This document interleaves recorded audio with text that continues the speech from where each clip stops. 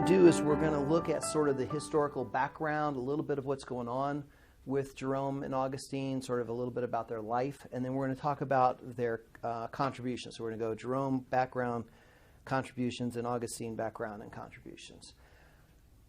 These guys, there's so much we could talk about. There are so many things we could talk about that it's kind of like, try to put these two guys in one lesson. It's just understand, read the book, look at other stuff, look at the notes. I'm only going to be able to cover so much. So what I'm going to try to do this morning is bring up some of the highlights of what they've done, what's important about them, and really the big thing is we're really coming to an end of an era. We're going to talk about that next week. We're going to talk about we're coming to basically the fall of the Roman Empire in the West. So everything we've talked about, there's kind of multiple stages. We've talked about the apostolic time period up to the imperial church age, which began with Constantine. And now from Constantine to these guys just before the fall of Rome, that's sort of what they call the imperial church age, at least in the West. There's still the imperial church in the East, which we'll talk more about. But in the West, these guys are kind of the lingering people.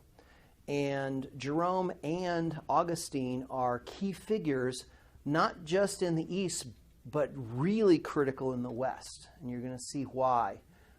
It's quite amazing the impact these guys have. So you never know, positively or negatively, what impact that you're going to have in life. Again, we're going to talk some more about that stuff next week.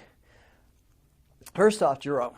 Okay, his background. He was born around 348, so almost dead mid 4th century, in northern Italy, in a little obscure region up in the northern part of Italy. His parents were wealthy. They were Christians, and he was educated in Rome. So this guy is well-educated, wealthy family, has all the privileges of what's still going on in the Roman Empire. It hasn't crumbled yet, but it's wobbling. And in Italy, it's still pretty solid because they haven't been attacked by the barbarians yet. They're getting there.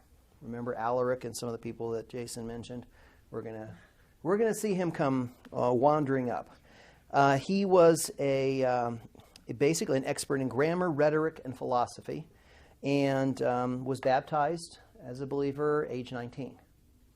Now, one thing I just want to mention to you about rhetoric and grammar, besides their subjects that we're all usually pretty bad at and we have very little training in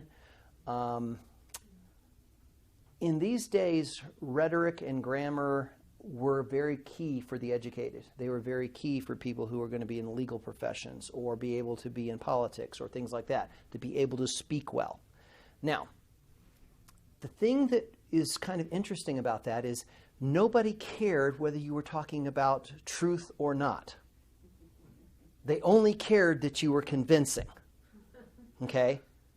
So rhetoric does not have to do with right, wrong, morality, truth, or anything else. It has to, if I can figure out a way to convince you of my point, I win. That's what rhetoric was used for. Now, they said that the philosophers were the ones who worried about truth. Right? You guys talk about truth, whatever. But we're going to make sure we get our points across. Well, Jerome is a guy who was trained in grammar, rhetoric, and philosophy, and then, of course, a Christian. So he does become concerned about truth. So the powerful thing is he was concerned about truth, but he was also very good at communicating truth. And we're going to see how that plays out. He loved the classical authors of the Roman Empire, guys like Cicero and Virgil and Horace and Juvenal and people like that. He was really, really in love with that. And he had a love for the scriptures, and that caused a problem for him. What kind of problem do you think that might cause for people? Because some people struggle with that today. Not as much as others, but what would be the struggle for, I love the scriptures and I love other stuff? Because that might be ungodly, so that would make it sin. Yeah, there could be some ungodliness in it, right? Gosh, I should just be studying the Bible all the time and that's it. Good, but by the way, there also are things we can learn because God didn't just say, the only place you can learn anything is the Bible, right? Try repairing your tire. Which one's authoritative? Well, Authority is a different issue, again. But why would that cause a problem with a guy? Is if you love something, I mean, don't you have favorite authors you love? And you're going, oh, they're not Christian authors, can I love them? Sure you can. Okay, but he struggled with it. Oh gosh, I'm not reading a Christian book kind of thing. Make sense? Healthy balance, but this is going to be a challenge for him. Because what ends up happening, and there's some quotes here in the middle of the page about his dream. Because he was wondering if I'm studying these other people and learning from these other people, is this sinful? And he has this dream, and he is before the judgment seat of Christ, and he comes up and he says, who are you? I'm paraphrasing here, so very loose paraphrase here. Modern paraphrase. And God asked him, or Jesus asked him, who are you? I'm a Christian. He says, no, you're a Ciceroan, because you follow Cicero and the pagan authors. And man, that caused all sorts of grief. And the angels had to defend him and all sorts of other stuff in his dream. And when he wakes up, he feels like he's been scourged, that he needs to purify himself and never, ever read any of these guys again. Because here is one of his favorite quotes from 384, or people quote him. What have light and darkness, Christ and Belial, which is out of 2 Corinthians, the Psalms and Horace, the Gospels and Virgin, the Apostles and Cicero to do with one another? He's basically saying I shouldn't be mixing this stuff. And in a certain respect, that is absolutely correct. Because what do? We mix too much of the world into God's word, and it takes over authority and control and thinking and all that kind of stuff. We cannot drink from the cup of the Lord and the cup of demons at the same time. So, what do you think a guy who has a dream like that's going to do? Stop reading all the modern texts. Stop reading anything, that's not scripture or scripture-oriented or some commentary kind of thing. What do you think the guy gained out of reading all those people, though? All you literary reading people. What do you think he gained? You learn how other people think. Okay, learn how other people think, And the right? views of the world and how to reach them. How to reach them, understanding how they think, yep. What else? Perspectives on history. Perspectives on history, but I mean, he's kind of reading kind of his local folks. So they had a good handle on language and how to communicate and how to get ideas across. Yeah, good handle on language and rhetoric and how to get ideas across, because these were the best writers. I mean, when you think about it, there's a difference between reading something that's written and reading literature, right? There is a difference in quality, in communication style, in format. These notes are barely written. They are certainly not literature, okay? Yeah, the bullet points aren't literature. Well, it could be, but it's a different literary form. But see the difference is he did learn how to communicate. And what this is going to demonstrate later on in his life is the power of his understanding of how to communicate in his society the gospel. Because he was very effective at it. He has other issues, but there's a lot of things. He's a very good debater. He understood style and logic. He understood the reasoning. So again, he was trained in it and then abandoned it, and yet because he had the ability in it, he was able to use it powerfully. Does that make sense? Okay, so this is just an issue. This is the thing that Jerome did, rightly or wrongly, but to understand that's one of the ways he started thinking about things. He divides his time between the Western Roman Empire and the Eastern Roman Empire. And he adopts a very ascetic discipline. We've talked about the ascetics, the monks, that kind of stuff. He was one of the guys who was pretty stringent in the way he lived. But he also spent a lot of time writing. And we're going to talk more about his writings and things like that come along with it. He had a large and expensive library, though. Now, how does that match up with some of the other things we've talked about people who led an ascetic lifestyle, the monks and people like that? How does that match?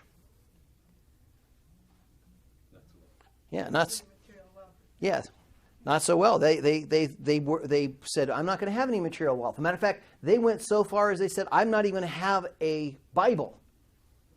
I'm not even going to have scriptures because that can make me proud. Yeah, people carry things. See, this is that carrying things too far stuff. Question? I'm confused in the note. This is just the way it's worded. And he advocated aesthetic filth. What does that mean? Aesthetic filth. We'll talk about aesthetic filth in just a moment. Okay. It actually has a meaning. Okay. But if you notice, he said, yeah, I can use these books. Matter of fact, he ends up with lots of Hebrew texts in the Septuagint and stuff because he can translate from Hebrew and Greek, not just the Latin. That's one of the things we're going to see.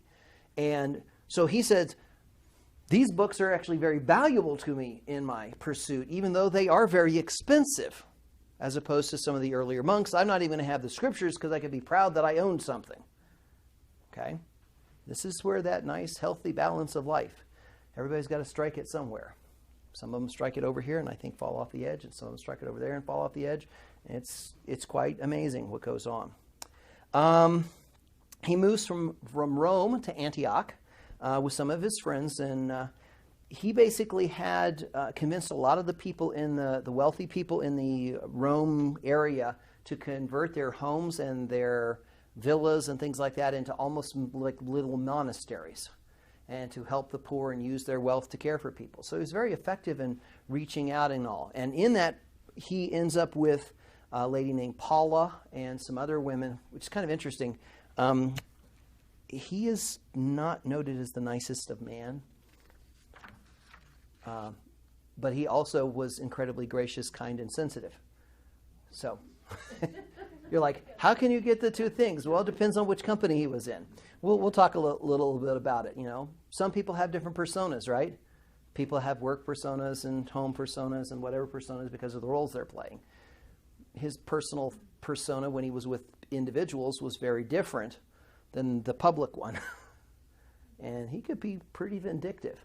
But we'll talk more about that. I'm not advocating him. I'm just giving you who he is, because he is a person. And so some of these friends move with him to Antioch. Some of these ladies, actually, you'll find that he and that lady Paula, who was a very wealthy woman, they sort of founded monastic groups. She had the women and he had men in Bethlehem, I believe it was, right outside Jerusalem. Quite interesting what the guy does. But he ends up going to Antioch, and Antioch is down, the southern part of Turkey, Syria, right on the curve there. Paul, Silas, Barnabas, all those guys. Antioch, we've talked about the Antiochian school, the grammatical, literal, historical, interpretive school versus the Alexandrian allegorical school. So we're going to see Jerome as much more of a grammatical, literal, grammatical, historical person than an allegorical person, even though he does use allegory.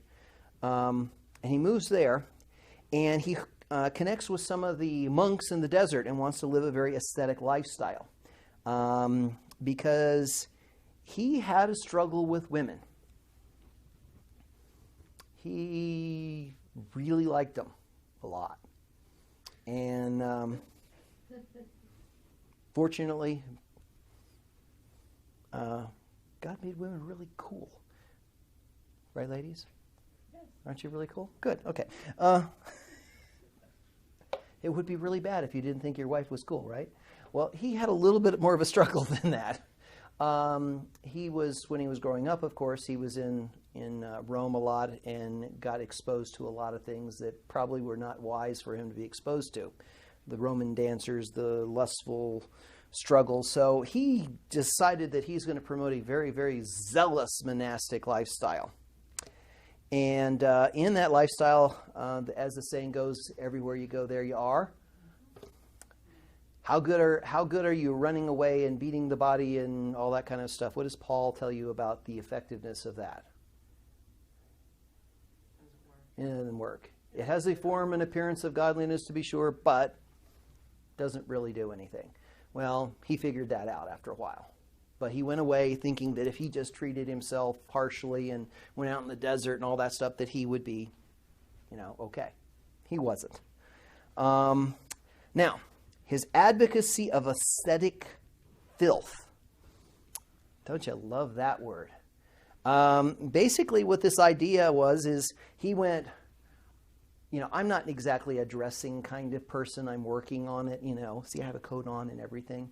I'd just as soon come in shorts and T-shirts and flip-flops, I'm a very casual kind of person.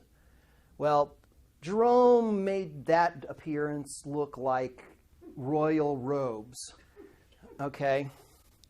He was a guy who said, you know what? I don't even have to worry about the external because of the washing and the regeneration by the Spirit. I'm clean on the inside. Who cares what the outside is? Those who have to smell you. Yes, for those who have to smell you. So that was maybe one of his things to keep the ladies away. I don't know. But he basically looked at it and said, I'm not even going to look nice. And here's what Gonzalez says. He says, he was an unkempt and even came to affirm that having been washed by Christ, there was no need ever to wash again. Okay.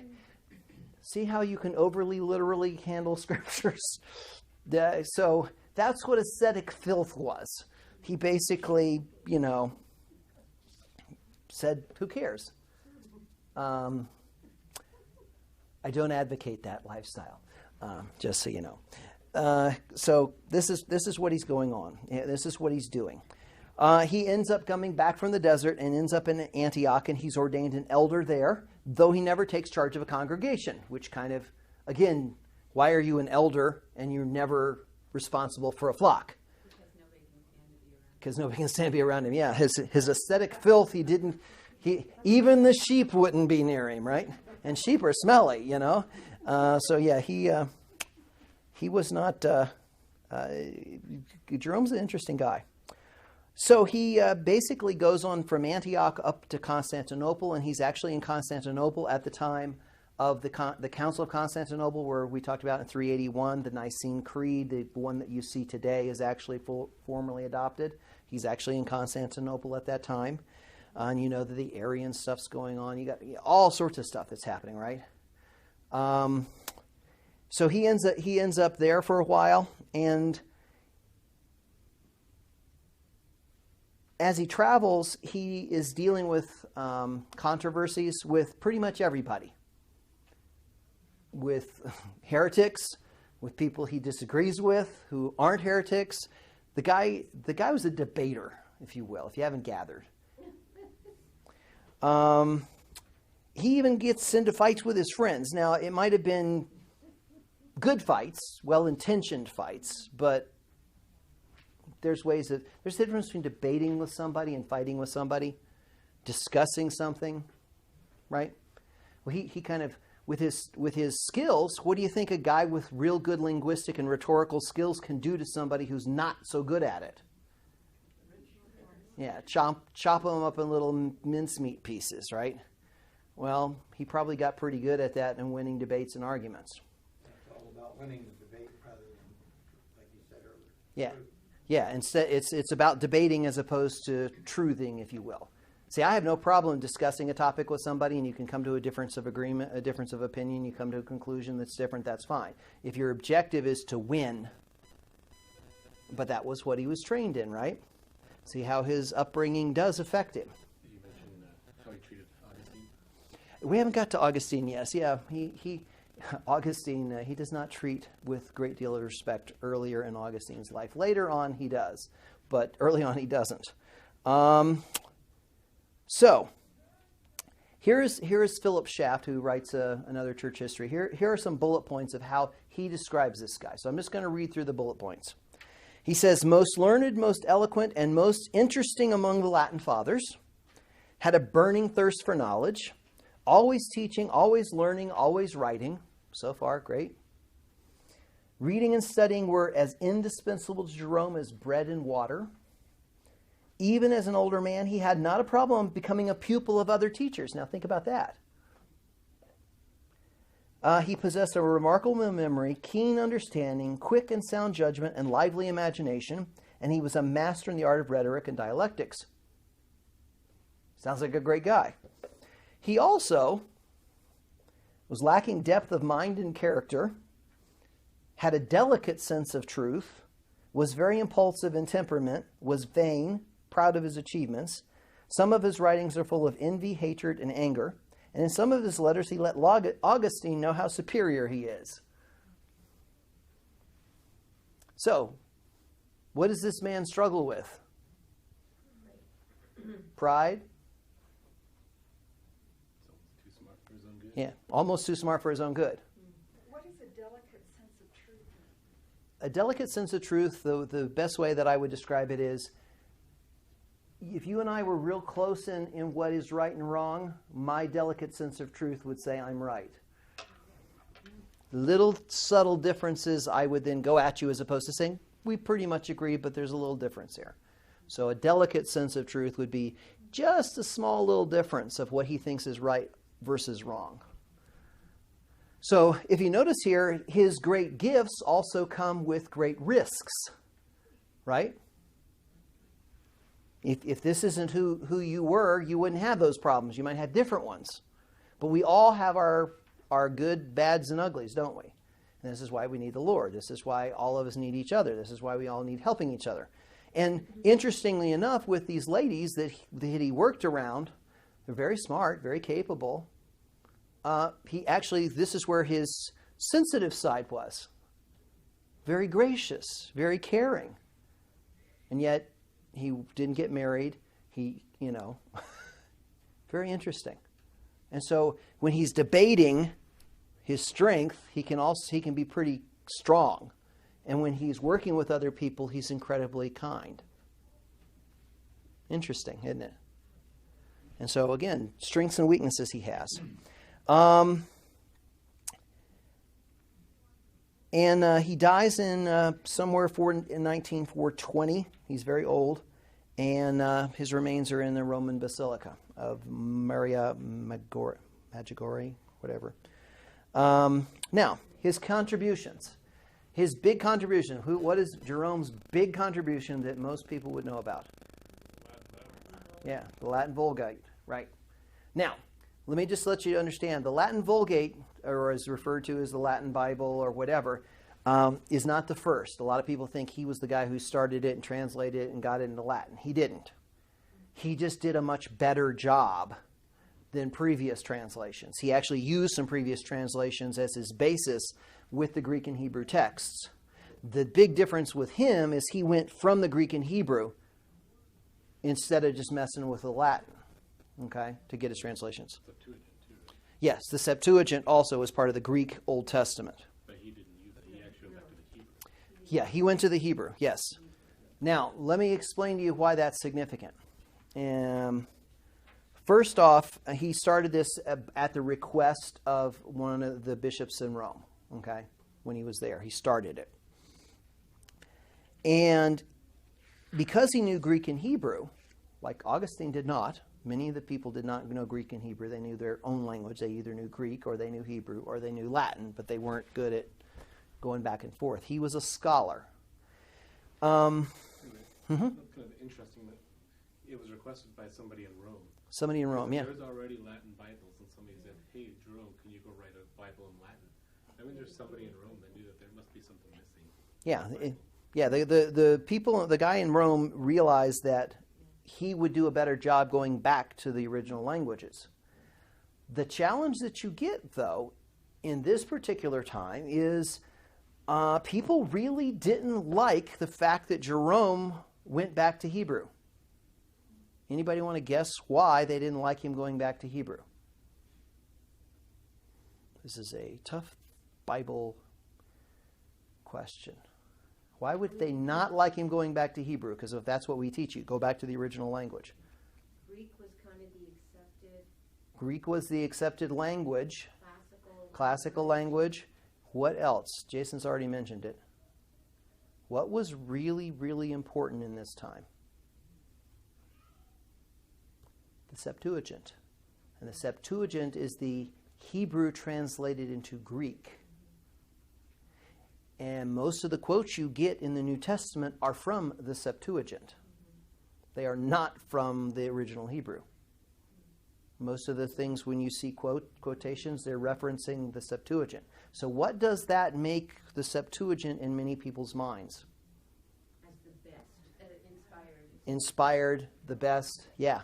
So if he goes back and says, oh, you got to go back here to the Hebrew, because that's what it was originally written in, they're going, no, no, no, no. Jesus and the apostles mostly used the Septuagint when they quoted, which is true. Not all of it, but very often they use that. That was common amongst Jews outside of Jerusalem, outside of Judea. They use the Septuagint. So when he goes back and starts messing with your favorite text, thou shalt not, wait a second, you shall not, that's wrong. Thou shalt not, that's what I learned as a kid. But Rick, there's also the prejudice, the Hebrew, which admittedly is only like a 3,000 word language, right? Yeah. It's a pretty primitive language, and it looks nothing like Greek. Yeah. And then and it comes from the Jews, who are ancient, old, past it, not worth it anymore. And everybody hated the Jews by this point anyways, because they thought that they all killed Christ. So now you're going back to the old, ancient, useless, totally unfamiliar Hebrew language of a people that we don't care about anymore. Yeah. Really, Jerome?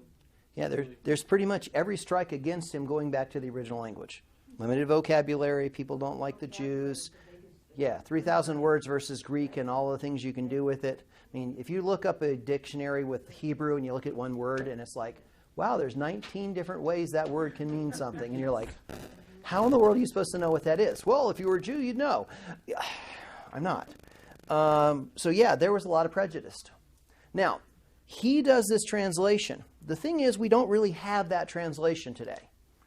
And you end up with copying things and variations, and there's some stuff in the notes about all the development of over time. So you're saying we don't have that Latin Vulgate? We do not have the original text. We have variations of it, and variations of the updates, of the redos, of the redesigns, of the reworks, of the re-whatevers. So what you consider the Latin Vulgate today has nothing to do with Jerome. Even as the Council of Trent in 1546, there was another attempt to make the standard Latin text. Now, another little interesting thing about this, the Vulgate, is it really didn't become the official kind of the one Latin text until around 900. It was half a millennium before it became the text and there wasn't anything competing with it. So what you think of the Latin Vulgate and what you think of what's really happening versus Jerome and the translations and the copies and the updates and the edits, there's some good history in here. It isn't the same thing. The thing about this is out of the Council of Trent, the 16 from, I believe, Pope Sixtus, if my memory serves me, was issued, and he threatened excommunication for anyone corrupting the text of anyone who printed Bibles with variant readings. Because if you see in the notes, there were like 8,000 manuscripts, 4,900 variations in it, etc. So that's kind of funny, though, because now he's actually persecuting for translating from anything besides the Latin. Yes, yes. So once again, we're going away from the original language. Yeah. Yeah, and what would the reformers and a lot of these other guys want to do? Get the original language and then get it in the common tongue of the people. Because most people by this time couldn't read Latin. Well, that was the only language of scholars. Is that about the time Wycliffe is about 200 years earlier than this, but same guys, yeah. But what happened here, though, was there was a lot more, remember the Crusades going back to the Yeah, original? got the Crusades, So yeah. We're starting to find more and more copies of the originals that they're bringing back, and so Yeah. it's starting to spark a lot more interest in, hey guys, we actually have source material. Yeah, they've got the material for the Hebrew and Greek where during the Middle Ages, as you're going to see, they lose all that. Matter of fact, most of the stuff that we think we found from the original Greek was thanks to the Arabs and the Muslims for copying it. They're the ones who reintroduced the languages back to Europe. So when we get there, you'll find all that stuff too. Trust me, Cordova was an exceptional city by comparison to London. London was mud huts. Cordoba had 1 or 2 miles of lighted streets with paved roads during the Middle Ages. Big difference. That was after the Muslims. That was after the Muslims, Africa and yeah, Spain. into Spain, yeah, the Moors. And then So they had the Jews, they had the Christians, they had the Muslims. It was quite interesting. Okay, so Jerome, that's his big thing. He also did other commentaries on the Bible. He translated Origen, Eusebius, Didymus, some hermits, some other kind of stuff. And he was a grammatical, historical, rhetorical guy. So this is the middle of page 4. All right. tons more we could talk about Jerome, but let's get to Augustine, because he's the guy who Protestants and Catholics claim is their champion. Let me warn you something about working with a guy like Augustine. If you go find quotes, you can go find a quote from Augustine on pretty much anything. Okay? And you can prove pretty much anything from what Augustine wrote. Now, what should that clue you in on about Augustine? It's a good thing if you know what to do with it. Well, you have to look at the whole thing in the sort of evolution of his thought. Yes. You got to look at all of what he wrote and look at the progression of his thinking. So what does that say about a guy like that? He was growing. He was growing. He was humble enough to say, here's where I know, here's my best understanding, yea, verily, and then he was interested in truth as opposed to being right. And there's a big difference between those two things. A guy who is growing, believe me, I remember some things I said 25 years ago. If I could take those words back, I'm glad nobody kept the notes. Because it would be like, oh my goodness, I said that? But at the time, that's the best I knew. Just the point we're getting recorded. We're being recorded, yes, So for posterity here. I just want you to know that you're robbing me of that opportunity. You're robbing me of that opportunity. Okay. In 20 years, I can look back. You can I look wish back. nobody would keep You will get to look back on everything you misstated. YouTube. Just like I will too. Because I'm sure I've said several wrong things, even today. But see, this is the thing that we all have to recognize. We have to grow. We have to learn. We have to be more concerned with the truth than being right. And that helps you. And I think that's one of the things that, instead of using Augustine as the example of, here I can prove my point with Augustine, use Augustine as the example of a man who was growing and learning. That's why he was such a massive figure in the Western church. He becomes the guy. Okay?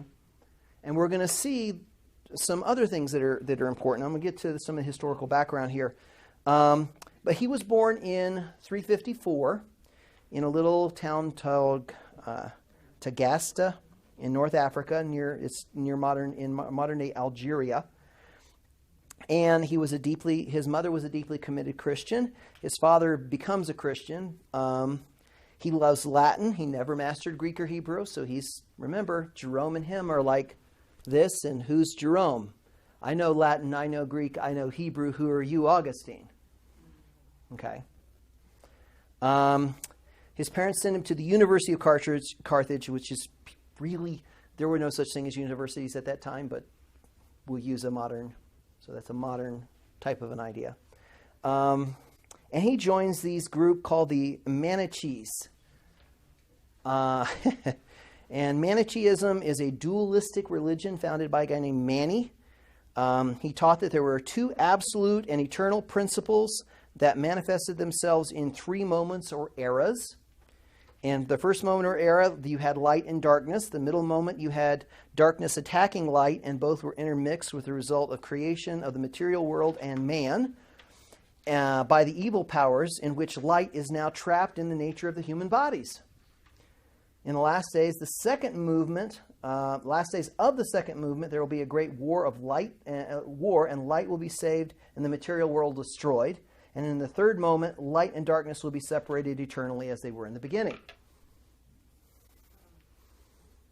Very Gnostic-esque type of thing, very Taoistic. This is Persian, I believe, is where it came from. Yeah, it's very Eastern. Very Eastern thinking. Right, you start out one way, and then you're going to go back, and you're going to go the same way. Yeah, it's a cycle, starting, beginning, end. Well, guess what? We're in the middle moment, right? Light and dark. Because what do you think people have difficulty with in the world, and Augustine also had difficulty with, that this would be appealing to? What do you think? The existence of good and evil and always in conflict. The existence of good and evil. And if you have a very material-oriented view, you would go, gosh, how could a good God create bad stuff? So isn't that people say, well, how could God let sin? Where did it come from? Where did evil come from? right?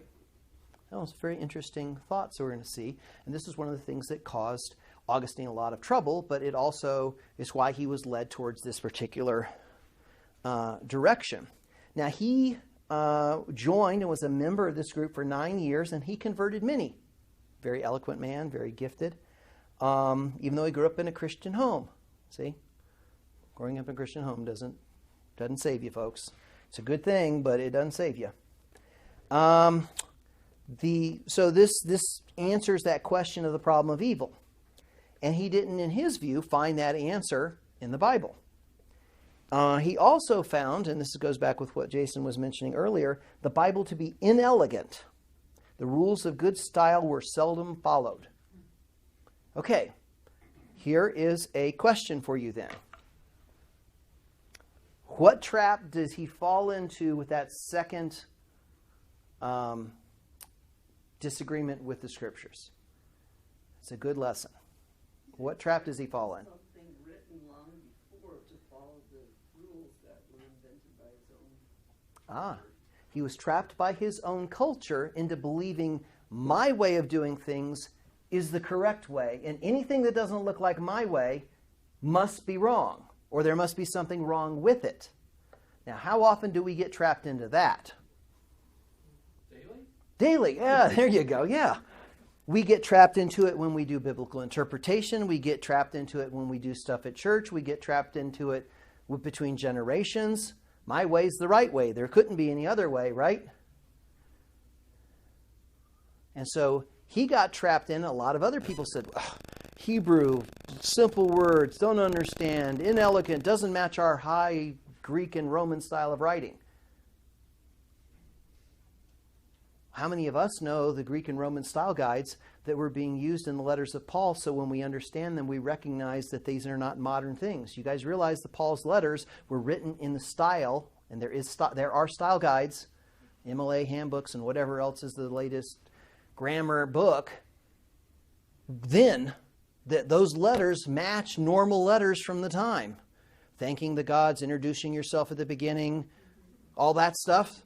Paul's letters are written just like that. But we look at our Western, well, how did he do this and break it down? Well, okay, he used himself at the beginning instead of the end like we sign it. But other than that, it was just like the way we wrote. It isn't. So when you read Paul or any letter, you need to understand it was written completely different style for a completely different purpose for a completely different audience. Sorry to disturb you with those things, but be careful. Don't get trapped. The Hebrew Bible order we have is not the Hebrew Bible order of the Hebrew Bible. The way they categorize books and genre is different. Sorry. And the Bible's personal. And the Bible's personal. Personal letters. He wants rhetoric. He wants rhetoric, yeah. Somebody to present arguments, but that's not what God was trying to do. Yeah. God was trying to communicate a completely different message. So again, he got trapped into the same things we get trapped into. So just be really, really careful that we don't apply our world on top of other people's worlds. Make sure we understand the world, and then you can say, that's what the message was. Now I understand what to do with it in my world, in my time, in my culture. I know Bob and Chris have had a fun time talking with the Chinese students. How do you communicate things that culturally don't even fit, right? They're becoming Wycliffe translators between cultures. And conversely, how would you get a Chinese Christian to talk to a Western Christian? Tough. This was one of the traps he fell into. This is what a trap a lot of people did. Now, eventually he becomes so disillusioned by this group because of their superstition, their hypocrisy, and their teachers couldn't answer his questions. Until they said, Faustus knows the answer. Faustus knows the answer. Faustus knows the answer. And then he met Faustus, and he didn't know the answer. And so he went, okay, superstition, hypocrisy, and your greatest teacher cannot answer my questions. I'm done with you. But he spent 9 years in it, folks. 9 years defending this type of thinking. So he goes to Milan, and he becomes a Neoplatonist, Neoplatonist, basically, which he affirms, and this is how from Plato, but this is a new variation of it, that there was one principle and all reality derived from the one principle in a series of emanations. Remember we talked about Gnostics? Same idea. And he then says, wait a second, evil does not originate from a different source, but moves away from the one. There's that one truth and emanations, and so how do you get evil? It's moving away from the truth. And so evil is not a thing or matter or material, it's a direction. And guess what? That kind of fits very Christian-esque, doesn't it? Satan falling away. Yeah, moving away. I can be different, thinking different. My thoughts aren't your thoughts. You aren't, right? Because what is evil ultimately, really? Here's God. And you move away from him, breaking relationship, breaking pattern, breaking thinking, breaking likeness, right? And then what is the consequence of that? Darkness and your behavior, which will be sinful because it's not in accord with God. All right, see the difference in the thinking? Who knew Plato was a Christian? Yeah, Plato must have been a Christian. Hey, wait a second. Let's see, there's this Dante's Inferno. Who sits right at the entrance of the gates of hell? The philosophers from Greece. Because he says, oh, they're so close. This is what Augustine begins his journey from I'm a Christian to I'm a Manichae to I'm a Neoplatonist. But guess what? He's getting closer. Eventually, he goes, aha, now I see what the Bible's actually talking about. Now I recognize the truth in the Scriptures. Because now I'm not thinking about it the way I used to think about it. Now I'm seeing it as God is presenting who he is. See the difference now? So it's interesting on the journey this guy takes to come back to the truth that was presented to him at the beginning by his mom. So moms, don't give up. Now, when he was younger, he had met a woman. He lived with her for 15 years, faithfully. They had a son named Adeodatus, which means given by God. His son dies at age 17. He loved the writings of Cicero. Sounds familiar? Just like Jerome. And this opened him to love wisdom and truth because of the philosophical stuff that comes along with it. He ends up going to Rome and then on to Milan and becomes a tutor, a rhetorician. And guess what? His mom says, hey, there's this Ambrose guy you really need to hear. Remember we talked about Ambrose of Milan. This is the same guy. Augustine's mom drags him to church. And of course, Augustine, being Augustine, saying, okay, I'll critique his style and his rhetoric and see if I can learn anything from him and make sure he's okay. And then he slowly starts listening. He starts hearing. And he stops critiquing and starts actually hearing the message and becomes a believer. And he is baptized by Ambrose on Easter Sunday 387. Now, in between him showing up there and this baptism, this is the famous story that talks about Augustine. He was in a garden. He had been reading the book of Romans. He was confused, baffled, trying to understand what he should be, who he should be, etc. And he hears this child's voice saying, pick up and read, pick up and read, pick up and read. And so he goes back to the place where he had set his text down in Romans, picks it up and reads it, and it says, put on the Lord Jesus Christ and make no provision for the flesh to satisfy its desires. Okay? And he goes, that's it. Now I get it. Like, where's justification? But he got it.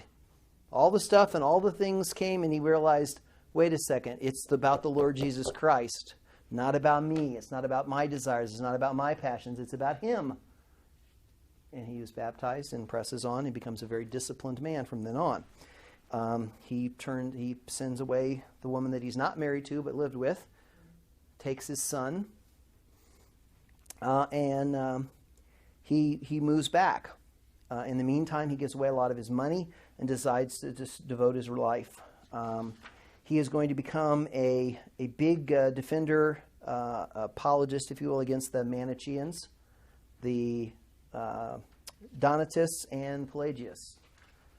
Question? Why doesn't he just marry this woman that he's committed to? Why does he I send her suspect away? she was not a Christian, and he read the scriptures and said, not a believer, can't marry her. Or And- it could be that she reminded him so long of all the things Yeah. that he did wrong. Or all the things he's done wrong, yeah. Who knows? Well, I think I've read that You've his read? mother For- persuaded him, and she had another woman that, She wanted another lady. that was Gotcha. more In, society. in or- tune. Yeah. Cool. And that when he dismissed this other woman, that it just tore his heart apart. Yeah, he was very faithful to this other woman. Yeah. It And he doesn't really seem very loved her. a Christian thing to do to just send her away, you know. That was a big deal. Yeah, that's a huge thing. So again, these are kinds of those society, culture, Bible, what do you do? How do you do it? You're living with somebody for 15 years faithfully, but you're not married. You want to have a better relationship, but she's not there. I mean, did you send her away? Did you not? Oh my gosh. Trust me, you never want to get into marriage counseling with divorce and stuff like that. Believe me, you never, ever, ever want to do that. If you do, somebody asks you, run away screaming, because none of the elders want to. We cannot. That's terrible stuff. Okay, he goes back to his hometown, back in North Africa, and he decides to visit the port of Hippo Regius. And of course, the good old congregation there with the wily bishop over that particular church goes, hey, there's this Augustine guy, and he preaches a sermon, of course, on will God lead some people here in their service, etc. And please pray for God to send a servant who might be able to help us out here. Oh, hey, Augustine. Guys, this is Augustine here. And of course, you know how many of these guys try to run away and never get to? Have you ever noticed in the history class how many of these people, they get kidnapped? How many of the great men of God never wanted to? Yeah, great men of God. Most of them do not want to be great men of God. They want to say, please let me have a quiet life and just love the Lord. They get roped into it. Amen. That's what God does. Don't ever be a pastor unless God makes you. Believe me, you don't. Do not do it. Because that's his call and his will, not yours. If you want to try to be a pastor, that's the very first thing we look at going, hey, boy, you sure don't understand what you're going to be doing with the sheep, if that's what you think you want to do. Most of the men wisely run away, but there are a few who God does inflict with brain damage, and they decide to go ahead and do it. That's that special touch of God, the 2x4. No. Okay. He lives in a simple life, but not an extreme life. Okay, there's a difference between those two things. Jerome was an ascetic. Augustine was just a simple man, living a simple life. He starts a seminary in his house where he would train men. Gifted. He was devoted to the poor. He was considered the intellectual head of North Africa and the Western Church. He dies at age 76. And at that particular time, the Vandals were laying siege to the city of Hippo. And the Vandals have gone down through Central Europe, across the Iberian Peninsula into Spain to North Africa, and now they're sweeping across towards Egypt. Okay? This is at the fall of the Roman Empire. They tried to take Rome. Yeah, they tried to take Rome. Yeah. And so then they directed west. Yeah. And then they went across. So, These are the guys that the Muslims conquered. yes, the Muslims end up conquering the Vandals. And then the Visigoths, which push the Vandals out. So, we'll talk about that in the future. Okay, Augustine's contributions. There's a lot of stuff in the notes, but the biggest thing that he did, he dealt with the Manichaees. Of course, he says, I converted a lot of people. I need to tell everybody why they're wrong. So he wrote against them. But his biggest thing was against Pelagius. And Pelagius is a monk from England, from Britannia at the time. And basically, this is one of those ongoing debates that people have, and we're not going to go into all the debates of the debates, but about the freedom of the will. Can man save himself? Does man have the ability to get past his sinful nature and all those kinds of stuff?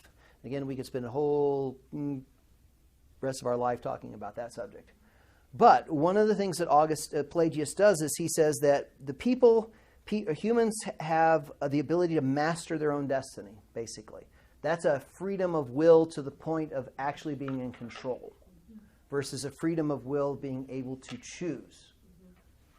See the subtlety and the difference between those two things? Okay, Augustine basically says, yes, I agree, we have freedom, but we don't have liberty because of our sinful nature. It's kind of use a crude analogy, can a pig fly? Can you work on teaching a pig to fly? Can you work really hard with a pig to fly? You can, but you're wasting your time and you're just irritating the pig. Okay? Probably killing a few. And probably killing a few, yeah. Basically, why can't a pig fly? It doesn't have wings, it can't fly. So it can will all it wants to, but it can't, dealing with nature. And Augustine basically is used, of course, by both sides because of where he wrote and when. But he basically is Calvinistic in his view of election. He's saying it's by grace that God works through you and you cooperate with it, but you must have saving grace first. Then you can have cooperating grace, if you will. Because now you still have the will, but you're always going to choose sin because that's your nature. But when God saves you, saving grace, you will now choose. You have the ability to choose. So before salvation, you had no ability not to sin. When you are saved, you have the ability to sin or not sin. And in the eternal state, you have no ability to sin. There's passive pecara and impassive pecara. There's some Latin phrases that go along with that. I can't remember off the top of my head. But that's basically Augustine going against Pelagius. Okay? And he becomes a big deal with that. He also writes the Confessions, which is his autobiographical work about his conversion. He has another thing called Revisions, which describes how his mind changed over the years. We have this De Doctrina Christiana, which deals with his views regarding hermeneutics. And then the City of God. Okay, City of God gets used for all sorts of issues. Oh, this is his view of church in Israel and, all sorts of stuff. But basically it's a big word. There's a lot of stuff in it. But basically, he basically says, all right, Rome is blaming the fall of Rome on Christians. That's his beginning. And he says, no. He examines it and says, Rome had just as many problems before Christianity. And then he goes, and any providence that Rome had was because of God's providence.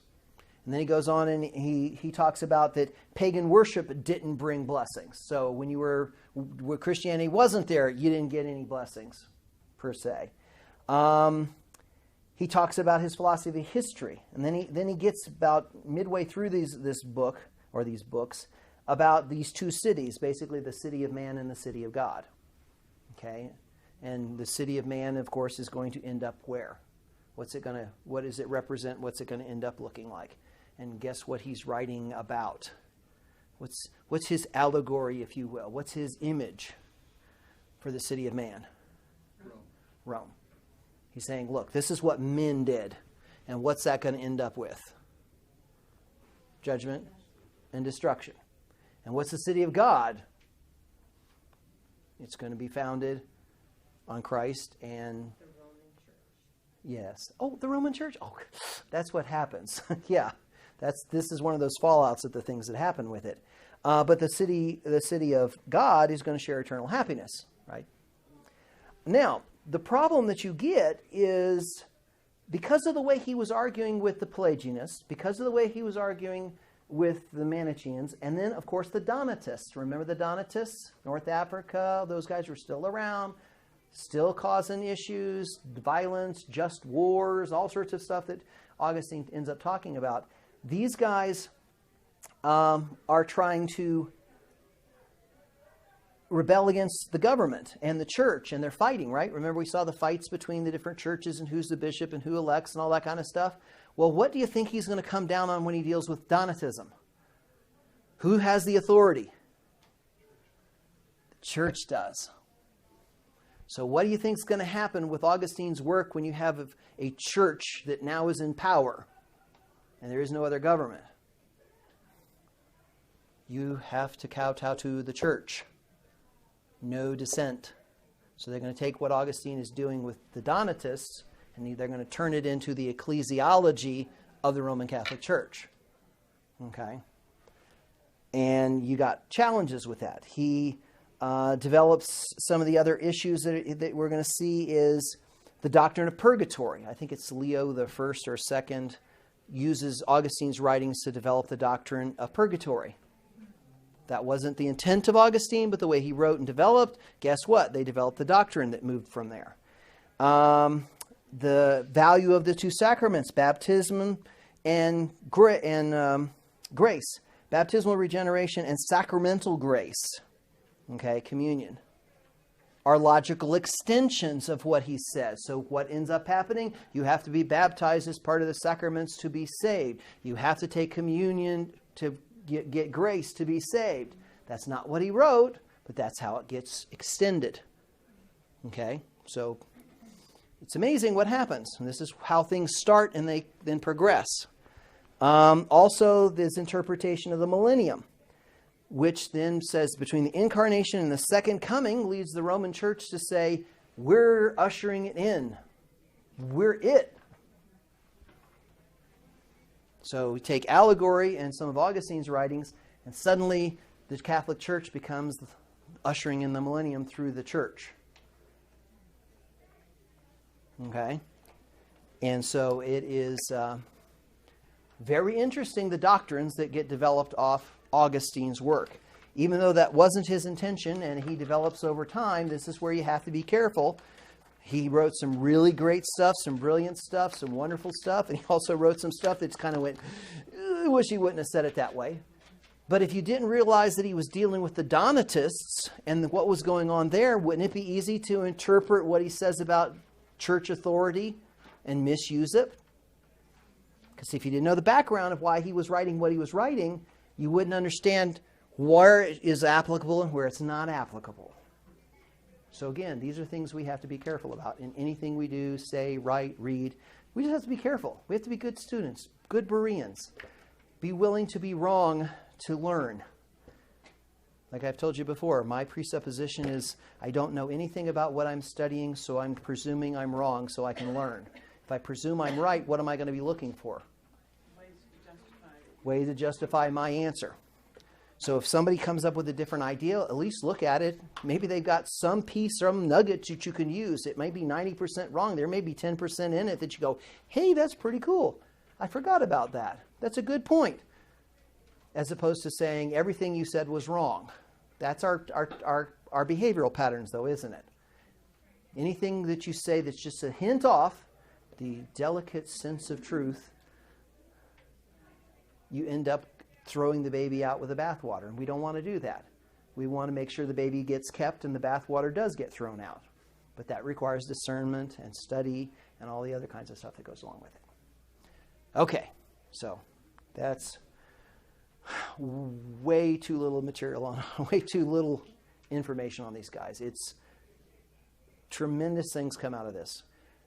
Next week we're going to begin dealing with the radical changes as the Roman Empire falls. And we're going to do some setup and discussion of how things are going to look very different in the West.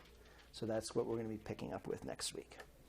So Rick, at this point then we're going to start focusing more on the Western Church. Yes, this is going to change the emphasis to the Western Church. Because the Eastern Church kind of just trundles along as it trundled along.